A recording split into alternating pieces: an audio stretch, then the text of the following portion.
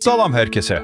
Bugün size aviasiya tarixinin en büyük sirlerinden biri, iten Malayziya təyyarəsi MH370 hakkında danışacağım.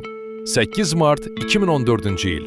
Her şey adi bir uçuş kimi başlamıştı. Malayziya Airlines'a məxsus Boeing 777 təyyarəsi Malayziyanın Kuala Lumpur şəhərindən Çinin Pekin şəhərinə doğru havaya qalxdı.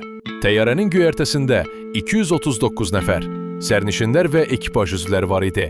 Heç kim bilmirdi ki, bu uçuş tarixə dünyanın ən müəmmalı hadisələrindən biri kimi düşəcək. Uçuşun ilk 40 dəqiqəsi problemsiz keçdi. Pilot hava hərəkətinə nəzarət dispetçeri ilə son dəfə əlaqə saxlayaraq "Gecəniz xeyrə qalsın" dedi. Bu, ekipajdan eşidilən son sözlər oldu. Cəmi bir neçə dəqiqə sonra təyyarənin transponderi qəfil söndü.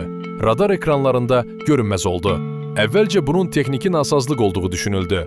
Lakin hər keçən dəqiqə vəziyyət daha da qəribələşirdi.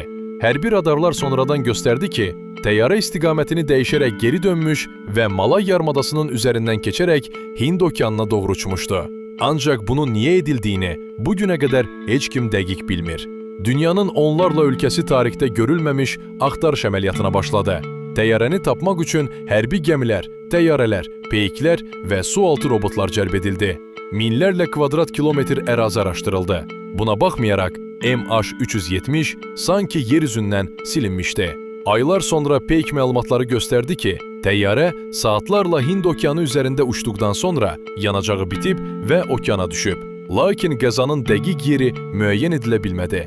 2015-ci ildə Afrika sahillərində və Hind okeanındakı bəzi adalarda sahilə çıxan qanat hissələri tapıldı. Mütəxəssislər onların MH370 təyyarəsinə aid olduğunu təsdiqlədilər. Amma əsas gövdə, qara qutular və sərnişinlərin taleyi hələ də naməlum olaraq qalır. İllər ərzində yüzlərlə fərziyyə irəli sürüldü. Kimiləri pilotun qəsdən marşrutu dəyişdiyini iddia etdi. Bəziləri texniki nasazlıq, yanğın və ya kabinədə təzyiq itkisi versiyasını müdafiə etdi. Hətta oğurlanma və müxtəlif sui-qəsd nəzəriyyələri də ortaya atıldı.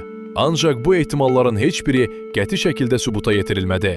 Bu hadisənin ən ağrılı tərəfi isə 239 insanın yaxınlarının illərlə cavab gözləməsidir.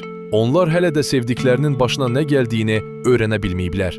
Bugün də MH370 aviasiya tarixinin ən böyük sirri hesab olunur. Müasir texnologiyanın inkişaf etdiyi bir dövrdə nəhəng bir sərnişin təyyarəsinin demək olar ki, izsiz yoxa çıxması hələ də milyonlarla insanı heyrətləndirir və düşündürür. Bəs sizcə MH370-ə əslində nə baş verdi? Fikirlərinizi şərhlərdə yazın. Belə sirli və maraqlı hadisələrin davamını qaçırmamaq üçün bizi izləməyi unutmayın. Sağ olun.